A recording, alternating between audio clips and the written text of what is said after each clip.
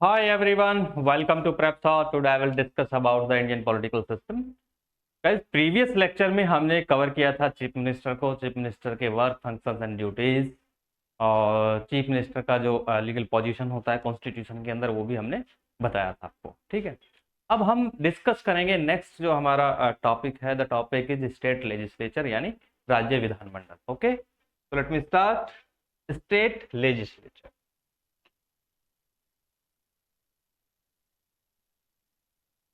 State legislature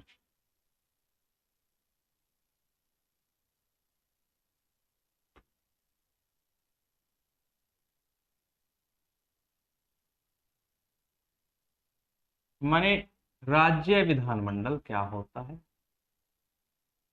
देखिए, जो state legislature है, इसकी जो प्रकृति होती है वो ऐसी ही होती है जैसी हमारी संसद माने पार्लियामेंट की होती है। ठीक है,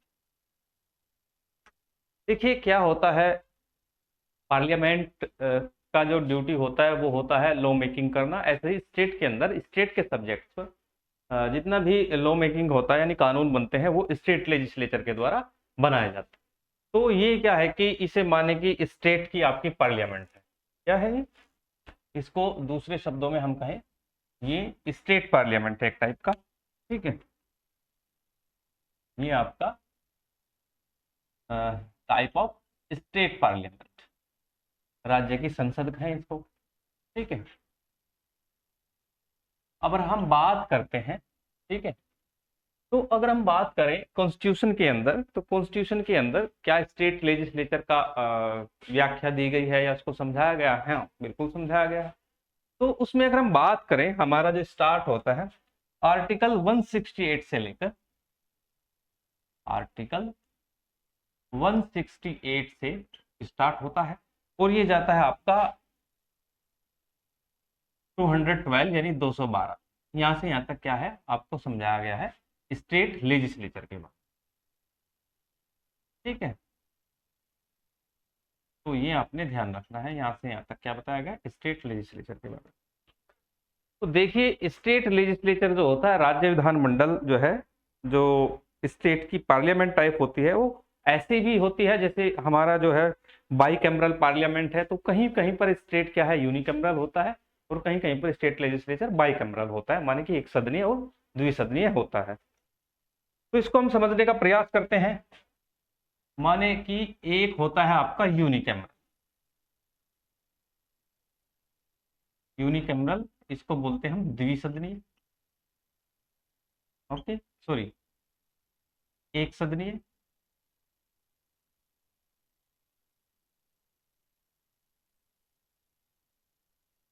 और दूसरा होता है आपका बाइकैमरल, जिसको हम बोलते हैं द्विसदनीय। ठीक है,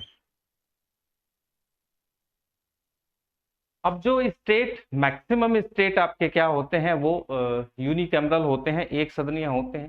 तो एक सदनीय होते हैं, उसके स्टेट लेजिस्लेचर को रन करने के लिए एक असेंबली होती है जिसका नाम होता है लेजिस्लेटिव असेंबली। ठीक है, तो इसमें क्या होती है आपकी लेजिस्लेटिव असेंबली, ये आपने ध्यान रखना है, जिसको हम बोलते हैं विधानसभा। क्या बोलते हैं? विधानसभा। अब ये वाला जो है आपका, ये बाई कैमरल है। अगर ये बाई कैमरल है तो इसमें क्या होंगे आपके दो हाउसेज होंगे। ठीक है ना, तो जो भी स्टेट आपका बाई कैमरल होता है उसमें टू हाउसेज होते हैं। ठीक है, फर्स्ट इज जो अपर हाउस होता है उसको बोलते हैं लेजिस्लेटिव काउंसिल, लेजिस्लेटिव काउंसिल। ठीक है, इसको हम बोलते हैं विधान परिषद। क्या बोलते हैं? विधान परिषद, ये आपने ध्यान रखना। और दूसरा जो होता है वो होता है बिल्कुल ऐसे ही, एक इसमें निम्न सदन होता है इसका, जिसको हम लोअर हाउस बोलते हैं, इसका नाम होता है आपका लेजिस्लेटिव असेंबली। ठीक है, तो दूसरी इसमें लेजिस्लेटिव असेंबली भी होती है, इसलिए इसमें दो सदन होते हैं, इसको हम विधानसभा बोलते हैं। ये आपने बात समझनी है। अब आपका जो लेजिस्लेटिव असेंबली है और ये जो legislative assembly, sorry, legislative council है, इनके मेंबर्स होते हैं। जो मेंबर्स लेजिस्लेटिव असेंबली की होते हैं उनको हम बोलते हैं मेंबर ऑफ लेजिस्लेटिव असेंबली। ठीक है, क्या होते हैं? Member of legislative assembly, member of legislative assembly यानी विधानसभा सदस्य जिसको हम बोलते हैं। ठीक है, शॉर्ट में हम एमएलए बोलते हैं। ठीक है, एमएलए साहब, या हिंदी में हम इसको क्या बोलते हैं? विधायक भी बोल देते हैं। विधायक माने जो विधानसभा का सदस्य होता है उसको भी हम विधायक बोल देते हैं। ठीक है, तो ये आपने बातें ध्यान रखनी है। अगर हम बात करते हैं, अगर कोई भी व्यक्ति लेजिस्लेटिव काउंसिल का सदस्य है तो वो क्या बोला जाएगा? Member of legislative assembly. इसको भी लिख देते हैं, मेंबर ऑफ लेजिस्लेटिव असेंबली। और इसकी शॉर्ट फॉर्म होती है एमएलसी। आपने सुना होगा, उत्तर प्रदेश जैसे स्टेट में एमएलसी भी बनते हैं। ठीक है, फिर इसको हम आगे चल के कंप्लीटली समझाएंगे कि एमएलए और एमएलसी में क्या डिफरेंसेस होते हैं। ठीक है, तो ये आपने बातें ध्यान रखनी है। अब ये क्या है कि मैक्सिमम स्टेट मैंने बताया था कि आपके यूनिकैमरल होते हैं। अगर हम बाईकैमरल स्टेट की बात करें तो आपके 6 स्टेट क्या है? वो बाईकैमरल। क्या है 6 स्टेट? बाईकैमरल। तो 6 राज्य आपके बाईकैमरल है। अब वो कौन कौन से 6 राज्य हैं वो हमें पता होना चाहिए। तो वो 6 राज्य हैं आपके। पहला है आपका उड़ीसा, उड़ीसा। दूसरा है आपका Maharashtra. The third is Kolkata. Kolkata है, ये भी आपका बाईकैमरल है। और फोर्थ है आपका आंध्र प्रदेश, आंध्र प्रदेश। ठीक है,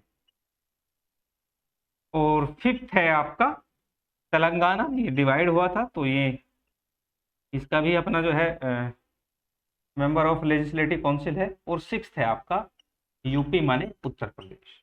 ठीक है, तो सबसे बड़ा लेजिस्लेटिव असेंबली वाला प्रदेश भी आपका उत्तर प्रदेश ही है, ये आपने ध्यान रखना है। ठीक है, तो ये दोनों में अलग अलग जो है डिफरेंस होता है, यूनिकैमरल में, बाईकैमरल में। यूनिकैमरल आपके मैंने बताया कि दोनों चीजें होती हैं, लेजिस्लेटिव काउंसिल भी होता है, लेजिस्लेटिव असेंबली भी होता है। अगर हम बात करें रिप्रेजेंटेशन की, तो जो आपका ये होता है लेजिस्लेटिव असेंबली, लेजिस्लेटिव असेंबली जो है डायरेक्ट, इसके जो मेंबर्स होते हैं डायरेक्ट पब्लिक द्वारा इलेक्ट होकर आते हैं, जनता द्वारा निर्वाचित होते हैं। और जो विधान परिषद होता है ये डायरेक्ट जनता द्वारा न निर्वाचित होकर, इसका थोड़ा सिस्टम अलग है, ये निर्वाचित होते हैं आपके कुछ मेंबर्स जो हैं विधायकों द्वारा, यानी जो आपके एमएलए हैं वो चुनते हैं। कुछ डायरेक्ट जो है ना एक चुनिंदा स्पेशल लोगों द्वारा चुने जाते हैं। वो हम जब पढ़ेंगे पूरा लेजिस्लेटिव काउंसिल के बारे में तब हम इसको डिफाइन करेंगे। चलिए आगे चलते हैं।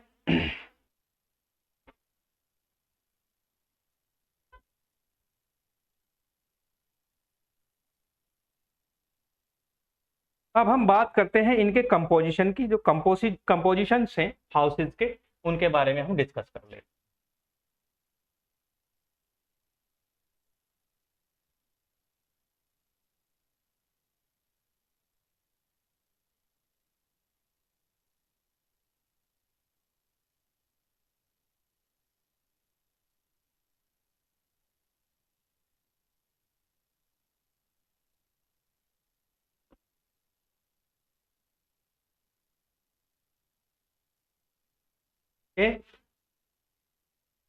अब हम बात करते हैं कंपोजिशन ऑफ हाउसेस।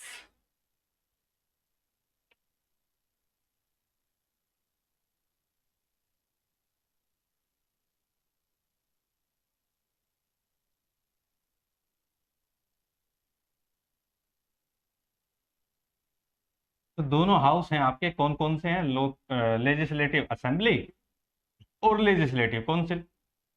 तो सबसे पहले हम बात कर लेते हैं हमारा जो सीधे जनता से चुने वाला सदन है जिसका नाम है लेजिस्लेटिव असेंबली, उसके बारे में। तो पहले बात करते हैं हम लेजिस्लेटिव असेंबली के बारे में। लेजिस्लेटिव असेंबली जिसको हम बोलते हैं विधानसभा, इसका कंपोजिशन क्या है? ठीक है, अगर हम विधानसभा की बात करें, इसके कंपोजिशन की बात करें, तो कॉन्स्टिट्यूशन में डिफाइन किया गया है कि मैक्सिमम कितने मेंबर्स हो सकते हैं और मिनिमम कितने मेंबर्स हो सकते हैं। पहले तो अगर हम बात करते हैं लेजिस्लेटिव की, असेंबली जो होती है, इसके जो मेंबर्स हैं वो सीधे its members elected by the its member direct elected by the directly elected by the people. ठीक है, तो सीधे लोगों द्वारा चुने जाते हैं। तो आपका जो लेजिस्लेटिव असेंबली है आपका, तो इसमें अगर हम नंबर की बात करें तो मैक्सिमम जो नंबर्स हो सकते हैं, सीटों की जो संख्या हो सकती है, मैक्सिमम नंबर ऑफ सीट्स, वो आपकी जो है हो सकती है 500। 500 से ज्यादा हम नहीं रख सकते हैं। कॉन्स्टिट्यूशन में एक बाउंडेशन है कि 500 से ज्यादा किसी भी स्टेट में हम सीटों का वितरण नहीं कर सकते। ठीक है, चलिए अगर हम बात करते हैं मिनिमम नंबर की, कॉन्स्टिट्यूशन में जो मिनिमम नंबर है, मिनिमम नंबर ऑफ सीट्स, वो आपका होना चाहिए कितना, ये स्ट्रेंथ आपकी होनी चाहिए 60।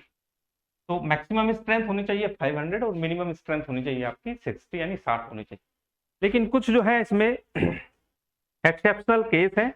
अगर बात करें in the case of Arunachal प्रदेश,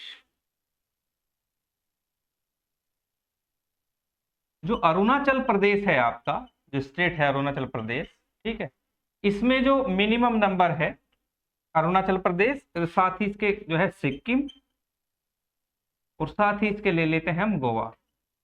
इसमें जो है इनके जो रूल है तीनों के लिए, वो मिनिमम नंबर होना चाहिए 30। 60 को ये जो है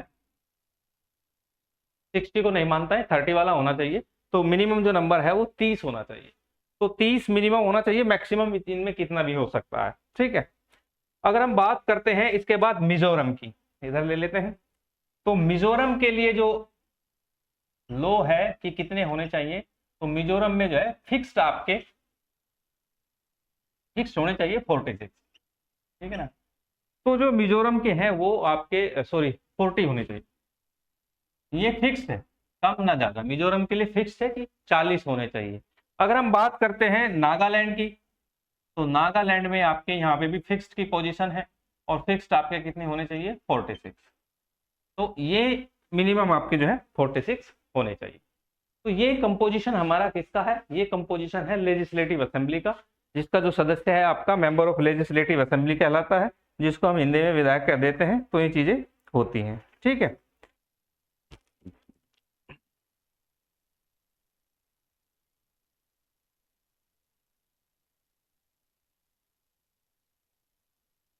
आगे चलते हैं, राज्य विधानमंडल के बारे में हम बात करते हैं। साथ ही क्या कर सकते हैं, इसमें जो गवर्नर होते हैं कंपोजिशंस की अगर हम बात करें, इसमें गवर्नर कुछ जो है ना नॉमिनेट कर सकते हैं, किसको, एंग्लो इंडियन कम्युनिटी को। तो governor can nominated, governor can nominated one Anglo Indian, एक जो आंग्ल भारतीय समुदाय का व्यक्ति होता है, one Anglo Indian community member in legislative assembly. तो लेजिस्लेटिव असेंबली के अंदर एक कंपोजिशन के अंदर ये बात भी आती है कि एक आंग्ल भारतीय समुदाय के व्यक्ति को नामित किया जा सकता है। ठीक है, और ये क्या है कि एवरी स्टेट के लिए लागू होता है। ठीक है, इन एवरी स्टेट, तो सभी राज्यों में एक जो है नामित किया जा सकता है व्यक्ति जो एंग्लो इंडियन कम्युनिटी से हो, उसका मेंबर बन सकता है। ये निर्वाचित नहीं होता है, नामित होता है, ये आपने ध्यान रखना। तो आगे अगर हम बात करते हैं रिप्रेजेंटेशन ऑफ सीट्स की, इसको मिटा लेते हैं। रिप्रेजेंटेशन ऑफ सीट्स में अगर हम बात करते हैं,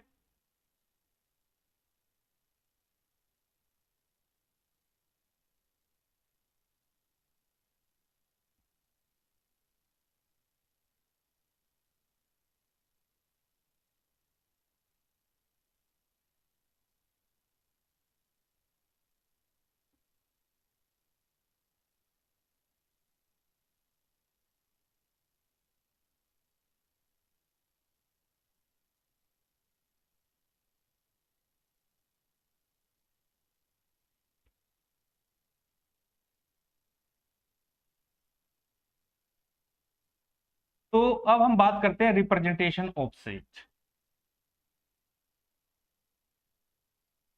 रिप्रेजेंटेशन ऑफ सीट्स। ओके, तो इसमें अगर हम बात करते हैं तो constitution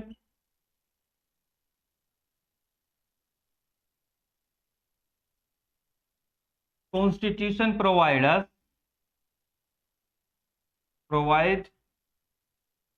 for the reservation, representation के अंदर रिजर्वेशन आएगा, reservation of seat for schedule caste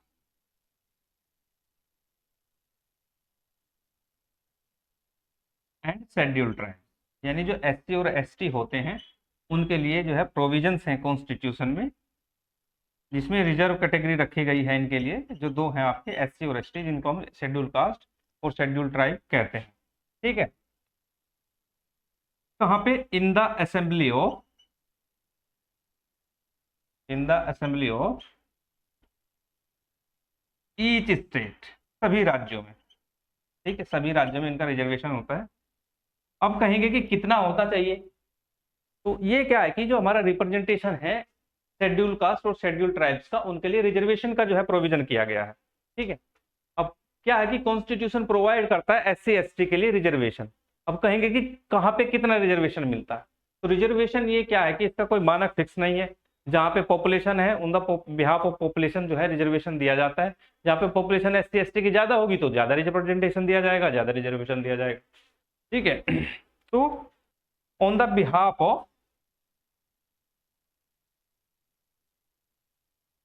population, तो जनसंख्या के आधार पर, पॉपुलेशन के आधार पर जो है इनको रिजर्वेशन दिया जाता है। तो ये है लेजिस्लेटिव असेंबली का कंपोजिशन। अब दूसरा हमारा आता है लेजिस्लेटिव काउंसिल, यानी विधान परिषद का कंपोजिशन क्या है, उसकी संरचना क्या है। तो अब हम बात करते हैं दूसरे नंबर पे लेजिस्लेटिव काउंसिल।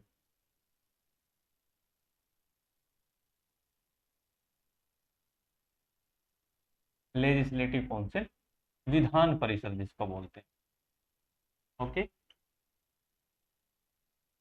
अब विधान परिषद को समझने के लिए क्या करेंगे हम ये क्या होते हैं? इलेक्ट होते हैं इनडायरेक्टली, ये सीधे पब्लिक द्वारा नहीं चुने जाते हैं, तो इनको जो है indirectly single transferable vote system द्वारा चुना जाता है, जिसको हम एकल संक्रमणीय मत पद्धति भी बोलते हैं। और इसमें जो यूज होता है first pass the post system होता है, जो डायरेक्ट पब्लिक द्वारा जिसके जितनी ज्यादा वोट पाता है वही जो है विजित घोषित किया जाता है।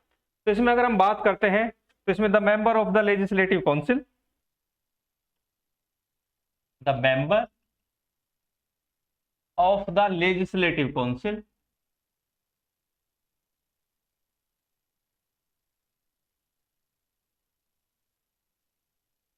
लेजिस्लेटिव काउंसिल आर इनडायरेक्टली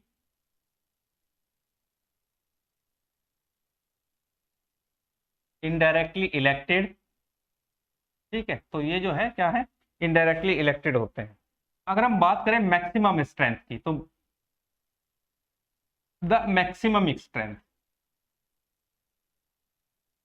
तो जो मैक्सिमम स्ट्रेंथ है इसकी कितनी होनी चाहिए, तो मैक्सिमम स्ट्रेंथ के लिए इसमें फॉर्मूला कॉन्स्टिट्यूशन में सुझाया गया है कि भाई जितनी भी आपकी जो है एमएलए की सीट है उनका 1/3 लेना है। तो 1/3 ऑफ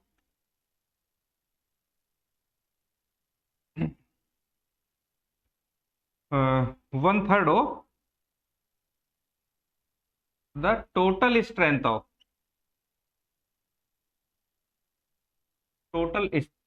ऑफ लेजिस्लेटिव असेंबली। तो ये फॉर्मूला है कि 1/3 से ज्यादा नहीं लेनी है लेजिस्लेटिव असेंबली, तो जितना भी है उसका 1/3 से ज्यादा नहीं लेना है। ठीक है, लेकिन मिनिमम भी इतना रखना है कि आपको कोई मिनिमम कम से कम जो है 40 सीट्स जो है हमारी विधान परिषद की बन जाए, यानी जिस स्टेट की, माने की इसको ऐसे समझे, जिस स्टेट की 120 से ज्यादा जो है मेंबर ऑफ लेजिस्लेटिव असेंबली हो, यानी विधानसभाएं 120 से ज्यादा हो, तो इसका 1/3 40 बैठता है, तो वहां पे वो विधान परिषद अपनी बना सकता है। लेकिन किसी का ये नंबर माने कम है, माने 100 है या 99 ले ली, तो 99 का कितना बनता है 33, तो ये नहीं बन पाएगा क्योंकि ये 40 से कम है, तो ऐसे आपने समझना। तो मिनिमम नंबर, पहला पॉइंट है 1/3 होना चाहिए, दूसरा है कि मिनिमम नंबर ऑफ जो होना चाहिए मिनिमम स्ट्रेंथ। तो मिनिमम स्ट्रेंथ की अगर हम बात करें वो होनी चाहिए आपकी 40, यानी 40 से ज्यादा जो है स्ट्रेंथ, 40 से कम स्ट्रेंथ नहीं होनी चाहिए, 40 से ज्यादा भले ही कितनी हो जाए। अब जैसे मैं आपको बताऊं कि आपका एक स्टेट है उत्तर प्रदेश, उत्तर प्रदेश में बात करें 403 जो है आपकी एमएलए लेजिस्लेटिव असेंबली की सीट है, और इसमें 100 क्या है, 100 है आपकी लेजिस्लेटिव काउंसिल की सीट है। तो ये 40 से कम नहीं हो सकती, 40 से ज्यादा है, और 1/3 टोटल पॉपुलेशन का 1/3 से ज्यादा नहीं रख सकते हैं। यानी अगर हम बढ़ाना भी चाहें तो ये हम इसको इसके बटे थर्ड कर देंगे, इससे ज्यादा नहीं कर सकते हैं। ठीक है, चलिए आगे बढ़ते हैं।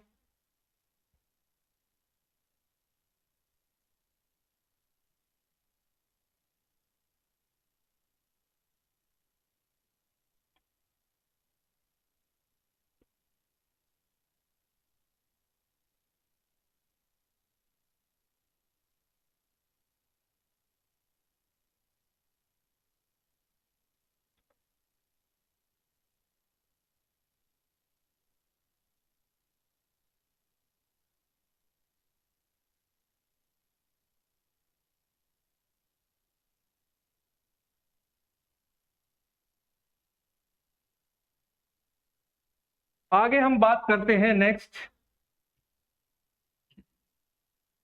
अब इसके जो लेजिस्लेटिव असेंबली है, इसके जो इलेक्शंस के मैनर्स हैं, चुनाव कैसे होता है, चुनाव की प्रक्रिया क्या है, कैसे इसमें मेंबर्स आते हैं, उसको हम थोड़ा समझते हैं।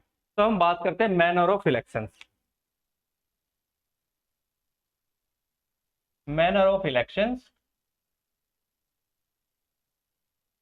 In the legislative council. तो लेजिस्लेटिव काउंसिल का जो मैनर ऑफ इलेक्शंस है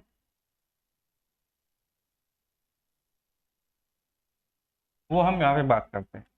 देखिए जो जितनी भी सीट है इसमें जो मेंबर्स होते हैं, टोटल नंबर ऑफ मेंबर्स हैं उसका 1/3 का चुनाव करते हैं, उसके जो total member of legislative assembly है, यानी कि जो एमएलएज हैं, जो विधानसभा के सदस्य हैं, वो चुनते हैं। यानी विधानसभा के सदस्य विधानसभा परिषद, विधान परिषद के सदस्यों का चुनाव करते हैं। तो पहला पॉइंट है इसमें ये कि 1/3 तो लेने हमें कहां से, 1/3 elected by, 1/3 are elected by member of legislative assembly, यानी एमएलए इनका चुनाव करेंगे जो आपके विधानसभा के सदस्य होते हैं। ठीक है, तो 1/3 तो हमने यहां से लिए। आगे अगर हम बात करते हैं, वो 1/3 लेने हैं हमें लोकल बॉडीज से। तो 1/3 आर इलेक्टेड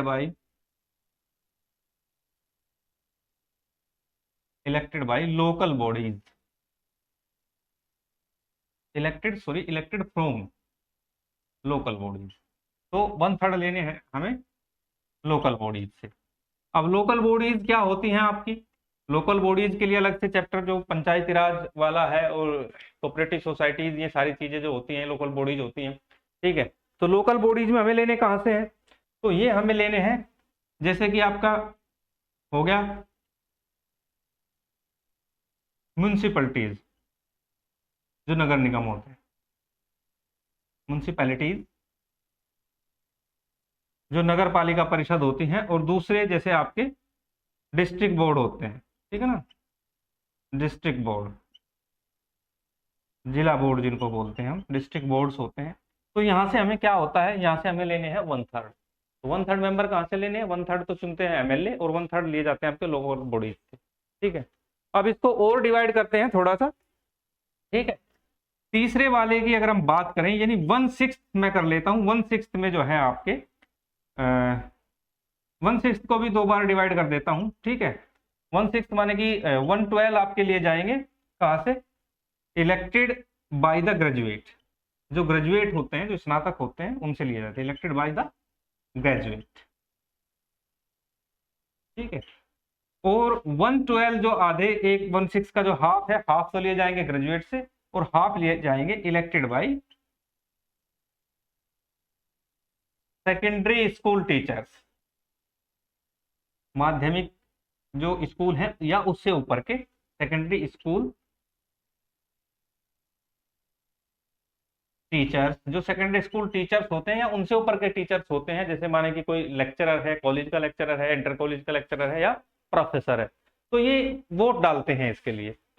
अब बाकी जो 1/6 बचते हैं आपके, फोर्थ पॉइंट ये है, बाकी के जो 1/6 हैं वो जो है नॉमिनेट किए जाते हैं किसके द्वारा? गवर्नर के द्वारा। तो nominated by governor, nominated by governor. अब नॉमिनेट किसको करेगा? गवर्नर, ठीक है। तो वो उसको नॉमिनेट करने के लिए जिनको स्पेशलाइजेशन हो, किस चीज की हो? फ्रॉम अमंग्स पर्सन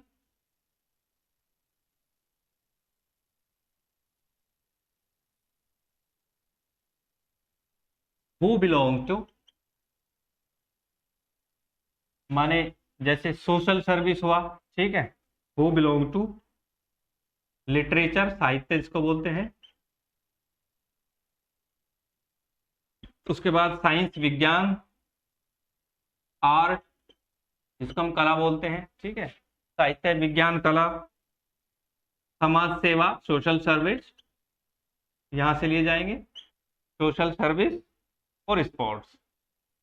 जिनका यहाँ पे जो है योगदान रहा हो उन लोगों को 1/6 को नॉमिनेट कर देता है मेंबर ऑफ लेजिस्लेटिव काउंसिल के लिए, गवर्नर के द्वारा नामित किया जाता है। तो ये कंपोजिशन हुआ आपका मैनर, ये मैनर हुआ manner of elections of the legislative council का, ठीक है।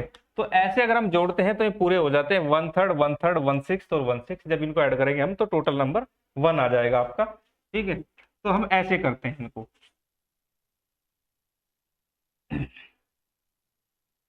अब हम बात करते हैं ड्यूरेशन ऑफ द हाउसेज की, कि हाउस की ड्यूरेशन कितनी होनी चाहिए। तो चलिए ड्यूरेशन पर बात करते हैं।